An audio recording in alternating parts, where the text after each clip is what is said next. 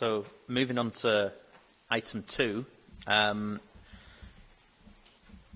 we have fully considered the evidence provided to date, and we believe we have got a good understanding of the position of Clan Strong with relevance to the significance of the landscape to the clan's heritage. However, there will be some opportunity for Mr. Strachan to, well, Commander Strachan, sorry, to add details and to describe this further shortly. Before we consider the proposal and its specific context, in the first instance, I thought it'd be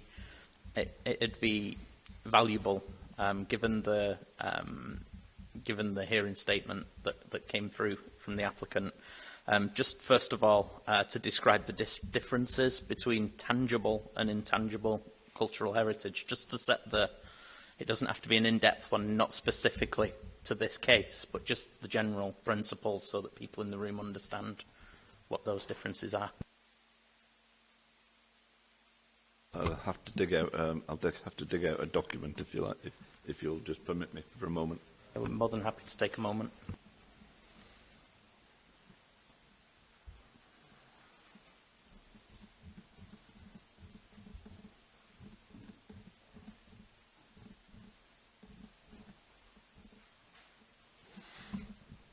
Yeah, this matter is addressed in.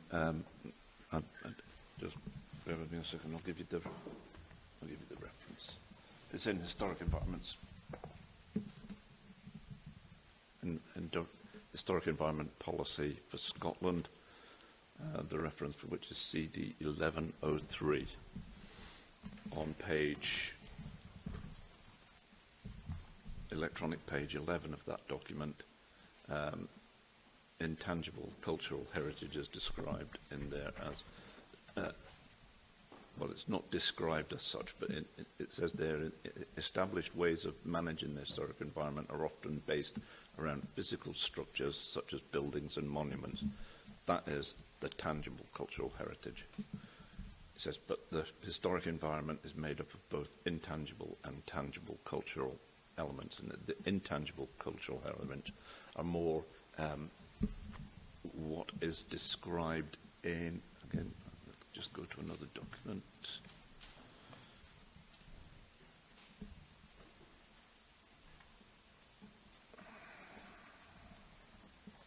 Just bear with me.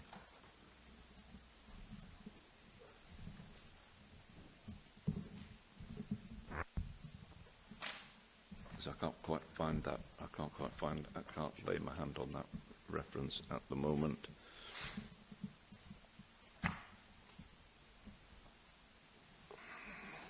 No, I don't think so. Intangible cultural heritage is something that has been established as being those aspects that you can't, that are not physical aspects of cultural heritage. So it's associative elements, if you like. It's what things mean to people. And in its simplest terms. Yeah. So it's. I understand what you're saying, and it's looking more at passed down stories, folklore, things like that. Exactly that sort of thing. Yes, I mean we see them all the time. It's sort of, rituals and festivals. That sort of thing. Associations, feelings that people have for particular places. So it's much more intangible is literally the word.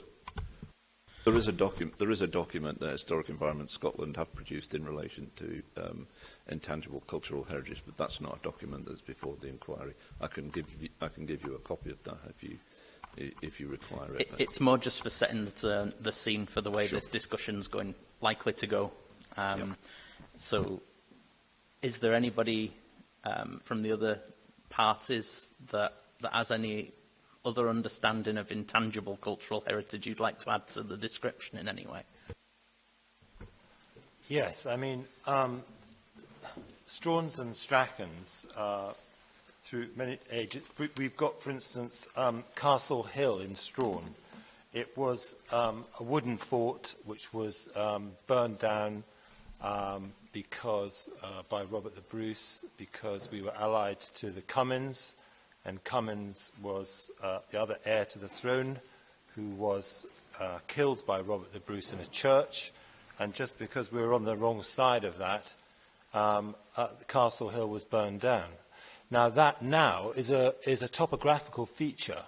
It's a mound of earth with a tree on it, and with wind growing all over it. Well, I mean, that's something that a whole clan of people look to provide them with their heritage. So that's a topographical feature that we're looking at. And so and that extends to quite a number of other features in this landscape. And I know that, to come back to stone circles, Aberdeenshire has over 200 stone circles with the recumbent stone. Why this is important is because it shows they're thought to be 3.5 up to 3,500 years old. This predates the Egyptian pyramids and shows us that there was habitation in these lands all those years ago. That's important to us as a clan because people who come here are looking for that genealogical evidence, an evidence they find in the landscape itself. And part of that is, I mean, people have to get to where we are, which means they have to drive, which means they go up and down landscapes, seeing what they see as they do. And it's all part of the experience. So that's the point I'd like to make on that. Thank you very much. We'll look specifically at the landscape here in a moment, but before we look at it specifically, in terms of intangible cultural heritage, and just popping back to SPP there, so paragraph 151 that I'd referenced in the agenda there, could you just explain your understanding of how that concept of intangible cultural heritage would align or not align with paragraph 151? Before I go there, I've actually found a relevant reference in Historic Environment Policy Scotland on electronic page 5. It differentiates between, there's a description of cultural heritage and there's a description of historic environment. The tangible elements of cultural heritage are the historic environment. The intangible qualities are what is described, some of what are described there under cultural heritage, which gives you reference to the ICOMOS document. So you can see that in there. In terms of the question that you've just asked in relation to historic landscapes, I would say first of all that all landscapes are historic landscapes. They're all modified to some degree or other by human influence, no matter how natural they may seem. And that human influence extends back into time for thousands of years, at least 10,000 years in the case of Scotland, or more so perhaps in other parts of the world. That does not mean that all landscapes are historic landscapes as intended by SPP 151. If I can just go to SPP 151. If I can find that.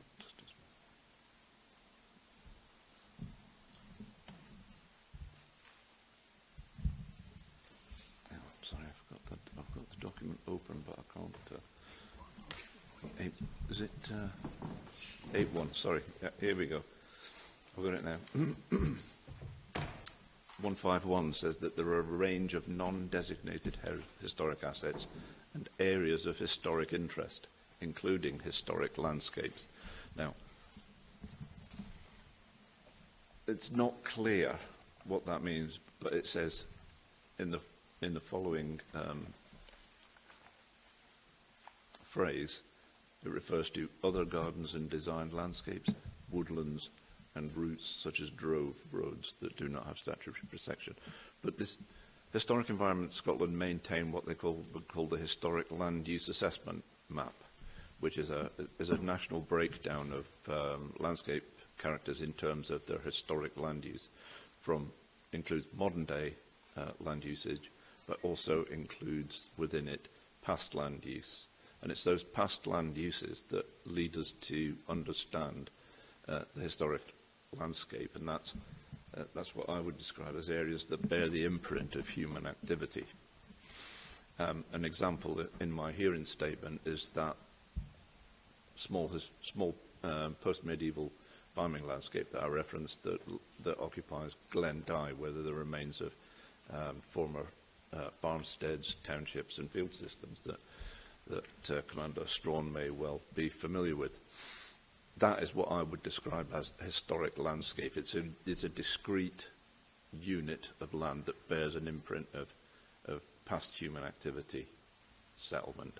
We find them, for example, in places like Skye, for example, on the Waternish Peninsula in Skye. There's a very good example of a clearance landscape where there are a number of historic townships, sort of 17th, 18th century townships that were cleared following the Jacobite rebellions and then the replacement of people with sheep in the past. You also find them, for example, Stonehenge is a historic landscape, it's a prehistoric landscape, it's a ritual landscape that covers a wide area that has a lot of monuments, all related to ritual activities. Similarly, in Orkney, the World Heritage Site there is a historic landscape. Some of these bear designations, but some of them don't. The Waternish Peninsula, for example, does not bear a designation, so that would bring it under paragraph 151. So we talk, in terms of cultural heritage and planning terms, the historic environment, we talk about features, buildings or places that provide physical evidence of past human activity, identified as being of sufficient value to this and future generations to merit consideration in the planning system. In the HES EIA guidelines again, and that's CD 1108 on page 175, they note that heritage assets may form historic landscapes in combination with other heritage assets, which may in themselves be considered to form heritage assets in their own right. So that's what we understand as historic landscapes. So we can go to these places and we can study them and research them as bearing the imprint of, it tells us something about people in the past, how we lived in the past, etc. So then, the question becomes, is the Glendye Wind Farm occupy a historic landscape? In my view, it doesn't. There are pockets of historic landscape within the Clachneben and Forest of Burse SLA, but neither in the previous SG or in the forthcoming SG are these characteristics recognised as being part of that landscape character area. Although the latter of these two comes at a time when Historic Environment Scotland and Nature Scot have been engaged in identifying historic qualities in landscapes at a national level and at a local level. Thank you very much. That's very helpful. So taking that, got some notes and understanding your thoughts on that. So now I'm going to go to Commander Strachan. Commander Strachan, could you describe for us, for Ms Hayward and myself, the historic significance of the landscape for your clan?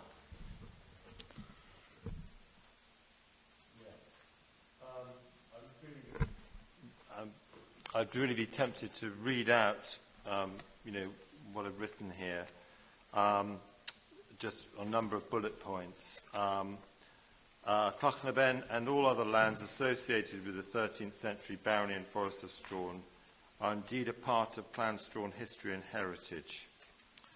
To quote Sir Thomas Innes of Lerney was Lord Lion, King of Ireland 1945 to 1969. The clan itself is like the land it occupies. Heritage and this clan, bound to the chief by the bond of kinship, gives the whole structure an intense and beautiful aspect, which has throughout the ages made the relationship of chieftain and his people to their land, the clan land, something utterly different from the commercial ideas of private property as an investment. That's from Clan Septs and Regiments of the Scottish Highlands. As a brief history of Clan Strawn from 1185 to 1315, the lands were originally granted to a William Gifford, and Strauns then came into possession of the Forest of Strawn, likely through marriage, in between 1203 and 1212. Ranulph de Strawn witnessed a charter of Thomas de Lundy concerning the wood of Trustack in Bankery as a neighbouring freeholder. I suppose I don't want to cut you off. I understand there's a strong history there. You've got a very strong basis of genealogy, as you've said. But in terms of the landscape itself now, can you tell us the significance maybe of the relevant parts of it initially? Well, yes. Strawn once extended from the River Dee to the Cairn Mount, approximately 40,000 acres of land. The barony or forest of Strawn encompassed not just the village in the Dee Valley, but also Clochnaben and Cairn Mount. Both are special landscape areas.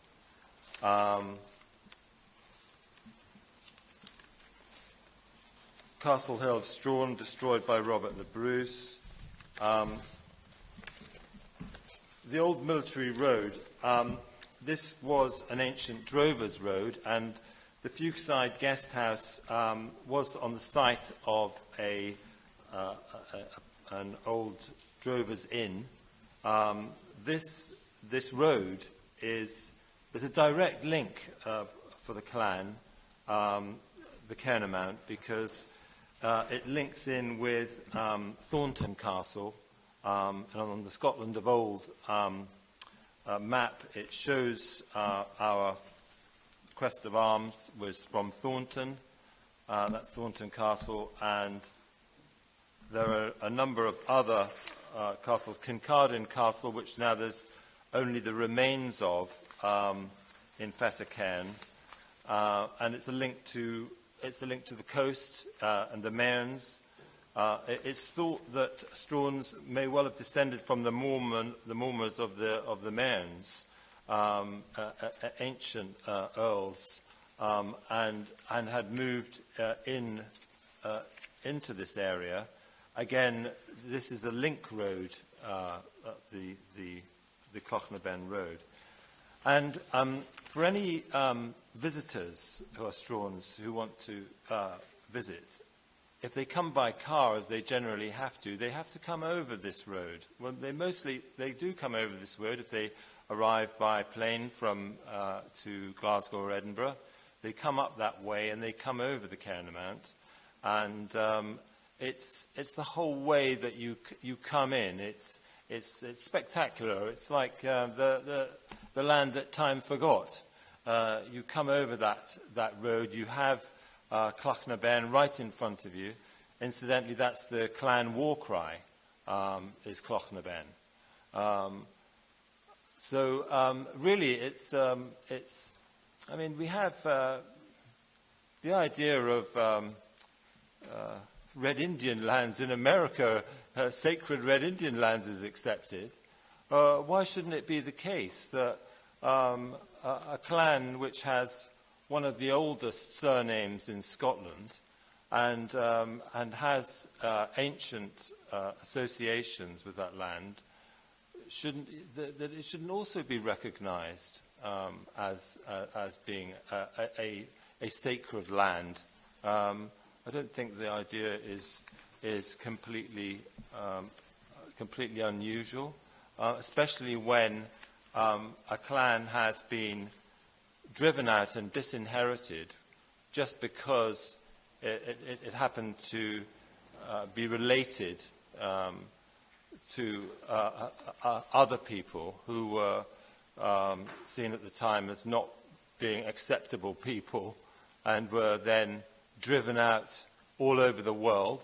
It's actually part of the history of the clan that, that we have so many different Straughans and Strachans living in Australia, Canada and America.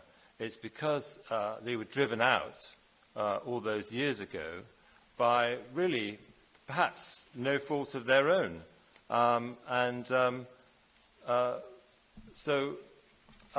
This road, you can see it on Scotland of old. The name of Strahan is set within an area given to someone else, Keith, but it links into Strahan and Strachan further down, which goes into the Mearns. That was all Strahan and Strachan land. And it's not that it is now our land. We don't own it now. But it's what everybody looks to try to make sense of a past, a historical past. It's the first thing I do when any Straughans come and visit. The first thing I do is I point to the hills. The first thing I do is point to Cloch na Ben. It will completely destroy any semblance of mystique or to be pointing to man-made wind turbines, which will dominate. I mean, it's fair enough to say you go down one hill and you don't see it. Now you see it, now you don't. Now you see it, now you don't. But you'll be travelling throughout the landscape and you'll be faced with a massive industrial power plant sited right in the middle of our beautiful hills and valleys. And I think that should be, all of that should be taken into consideration. It makes my job so much harder to try and encourage visitors from all over the world. I've actually cooked more than 500 breakfasts this year from April for people from all over the world, from Canada, America, Italy, Spain, Czech Republic, and all of them exclaim when they come that how beautiful the area is. I'm doing a sort of unpaid job for the Scottish Government in terms of publicising this part of the world as being a beautiful place to live and to visit. There are plenty of other countries who are they can go to if they want to. Scotland's not the only place you can visit, but we have a particularly nice tourist, attractive part of the world here. So, thank you. I mean, you've answered a lot of the questions I had already there. So, I mean, I suppose we understand there's the historic links there. There are strong links there between the clan and the landscape. And you mentioned there that it's maybe not any specific views in particular, but you're talking more about moving around the landscape and just... I mean, there is the Lady of Strahan, or the Maid of Strahan, as we call her, and that does have a significance, but it would be an anecdotal one. I wouldn't be able to... I can give you the reasons why. Do you specifically know what I mean is, are there any specific views or any specific elements of the landscape that you believe this proposed development is going to compromise in terms of what significance it has for you? As I say, the Lady of Strahan, which is a particular viewpoint from the Fuchside Guest House, it's anecdotal, I suppose, but it's something I tell Straughans when they see it. There's obviously a birthing point of that image, and many of us believe that the Strath is the valley of the Orne, which means little river in ancient Viking. That means it's the valley of the little river. and that the name may have been born of the very hills themselves. And will, forgive me if I'll maybe go back to the applicant here, from the view side and that important view, from looking at map D1, which I looked at a few times over the day, I didn't perceive that there was going to be anything visible specifically from there. Can I just go to the applicants just for a confirmation on that, first of all?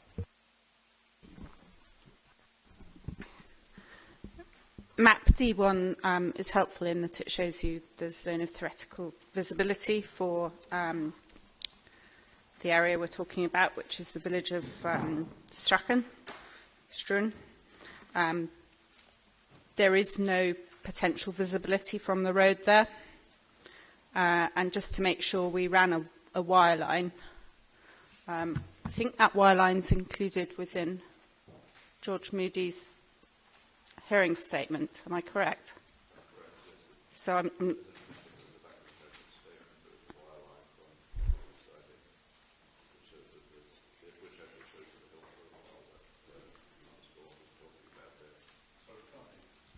I'm sorry, the applicant's just saying that at the end of the heritage statement, the hearing statement for this session, they generated a wireframe drawing from the Viewside Guest House to check whether or not there was going to be any impact on that specific view.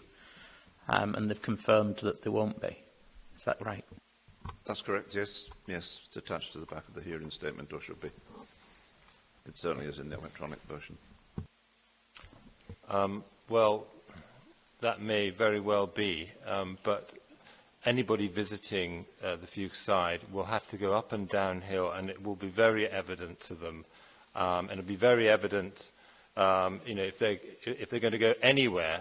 I mean, I've been suggesting people climb Cloch na Ben. I mean, it's unthinkable. I mean, to climb Cloch na Ben, what would be the point of climbing Cloch na Ben and seeing such a huge industrial development? And I mean, I don't suppose you've done a wire from my bedroom. There's got 2 floors. I suppose you won't see it on the bottom floor, but you might see it on the 2nd floor or the 3rd floor. They'll just be over the top of the ridge, will they? There's also, if you go up the hill beside the Fuchs side, and as you come down, we have another topographical anecdotal feature of what we call the Devil's Bite. It's a bite out of the hill. It appears exactly the same as Cloch na Ben, and we say the devil took a bite of the ground, and it tasted so good he spat it out on top, and that's what Cloch na Ben is on top. You see that coming over the hill down to the Fuchs side. It's something I point out to tourists and to Strachan visitors, and so you know, you'll see I'm sure you'll see all the wind farm from there as well. So that's my only points on that. No, I thank you for your involvement there, and I do appreciate, and we understand what you're talking about there. There are certain places in the landscape, and not just certain views or places. You're talking about the actual just experience of what you're saying is a mystical place. So we understand your position on that. We've taken what you've said about the intangible, and we've taken the guidance from SPP, and we'll take all this fully into consideration. And we are going to go and observe the maid tomorrow morning, and we'll take that into consideration as well. So thank you very much. Can I just ask if there are any other matters relevant to this session that parties would like to raise before we close for our comfort break and come back for the final one? I have no other points to raise. I take Commander Straughan's points entirely, and that's what I would be referring to as intangible cultural heritage. It's that people's association with their landscape. Okay, on that basis, I'll draw this session to a close and suggest that we break for 20 minutes and come back at 3:15.